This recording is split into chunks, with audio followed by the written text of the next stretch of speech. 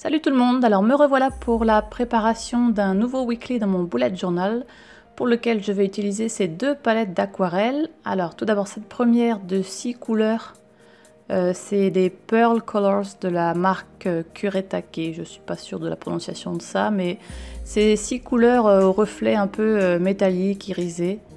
Donc très sympa, voilà, Kuretake, la marque juste ici. La plus grande palette est de la même marque.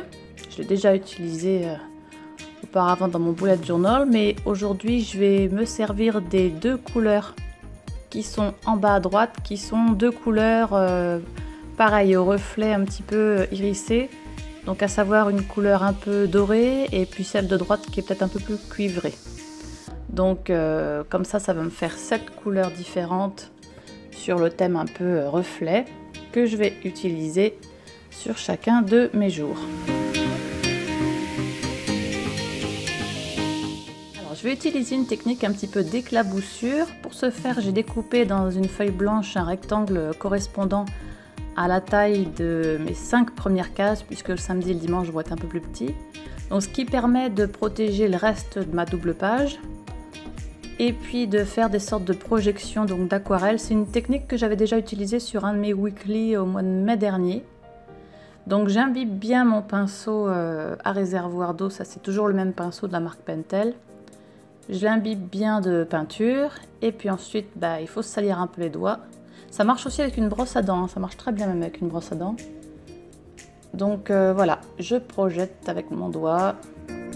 Donc évidemment ça en met partout, mais avec le la feuille que j'ai mis de protection, ça fait des délimitations assez nettes. Et puis ensuite pour des effets de taches un peu plus grosses, parce que les éclaboussures sont vraiment tout petites là, avec les taches comme ça vous fait un effet de tache un peu plus gros. Donc là je laisse tomber quasiment une goutte d'eau imprégnée de peinture. Et puis avant que la goutte ne sèche, de toute façon il y a une bonne quantité d'eau, vous voyez, j'absorbe quasiment tout avec le petit coin d'un papier essuie-tout. Donc l'eau s'en va et puis une petite trace de peinture reste. Donc ça donne un résultat assez discret, parce qu'encore une fois le but c'est d'écrire par-dessus évidemment, donc j'ai pas envie de me retrouver avec quelque chose de trop coloré, trop foncé.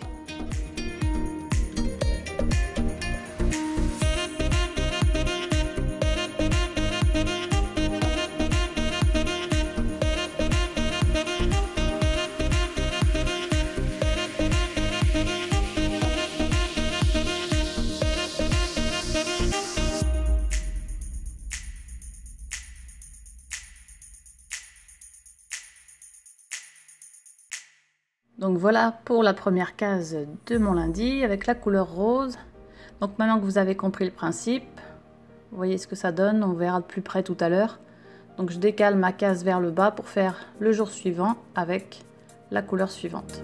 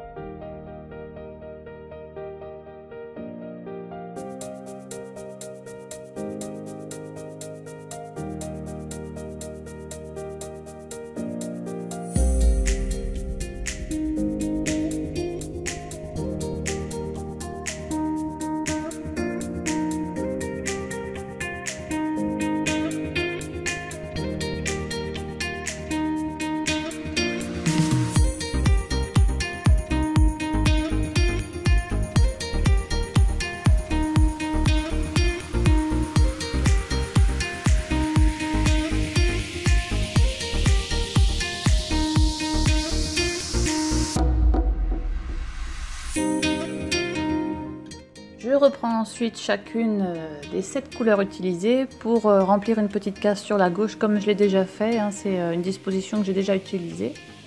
Donc une petite case de la même couleur où j'écrirai le jour de la semaine évidemment. J'essaye un petit peu de faire un dégradé d'une case à l'autre, faire en sorte que ça s'arrête pas de façon super nette là à chaque trait. Donc je délimiterai après avec un stylo micron chacun des 7 jours.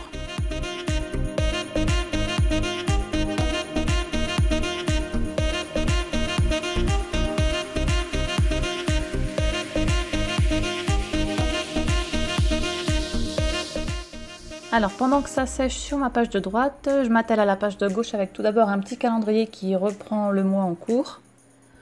Donc je le fais de temps en temps pour me situer un peu plus la semaine. Donc ça prend pas de place, c'est assez vite fait. Et puis ensuite je vais m'atteler au titre. Donc moi, quand on a comme ça une semaine qui est à cheval sur 2 mois, je l'inclus dans le mois où il y a le plus de jours. Voilà, c'est pas du tout clair ce que je vous raconte. Mais là, en l'occurrence, disons que le 1er septembre arrive donc le vendredi. Donc on est d'accord que ça nous donne 4 jours en août, 3 jours en septembre. Donc je compte cette semaine, je l'inclus dans mon mois d'août. Et je ferai, après cette semaine, je ferai ma page de présentation du mois de septembre, etc.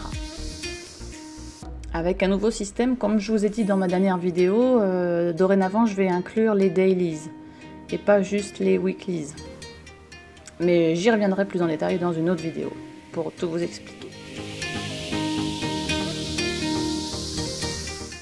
Alors ce que je trace ici, c'est 3 catégories sous forme de clichés Polaroid. Hein, vous me direz dans les commentaires si selon vous ça ressemble à des photos Polaroid, mais en tout cas, c'est pas très compliqué à faire, c'est l'avantage, c'est assez rapide. Donc 3 catégories. D'habitude j'ai une liste de choses à faire pendant la semaine, une autre liste qui concerne la semaine suivante. Cette semaine j'ai rajouté une 3e, je vais vous montrer après ce que c'est, gros suspense.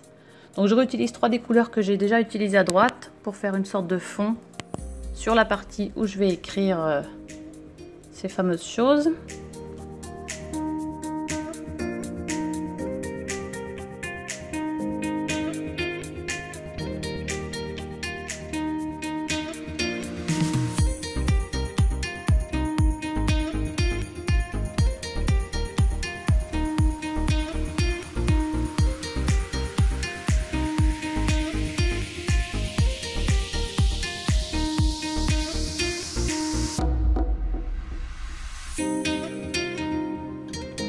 Alors comme d'habitude je trace tout ça au Pigma Micron qui sont assez fins et précis. Là c'est un modèle 02 je crois pour tracer les chiffres, les noms des jours pardon, pareil pour les chiffres. Et puis je vais en prendre un peu plus épais pour marquer les titres de mes 3 catégories, donc ma liste de choses à faire, ce qui concerne la semaine suivante, et en bas ma liste de fournitures scolaires. Oui je sais, je m'y prends à la dernière minute, mais c'est une rentrée scolaire en petite section de maternelle, donc ça va. Et hop, un weekly de terminé dans mon bullet journal. Donc voilà les couleurs qui rendent plutôt bien. Donc en bas, ça rend pas trop bien à l'écran, mais c'est quand même doré et cuivré avec les reflets, vous voyez, quand on bouge avec la lumière. C'est sympa, ça reste assez clair pour écrire par-dessus. Donc voilà, alors comme d'habitude, posez-moi vos questions en commentaire et j'y réponds dès que je peux, il n'y a pas de problème. En attendant, abonnez-vous à ma chaîne pour ne rien louper des prochaines vidéos. Et moi, je vous dis à très bientôt. Merci.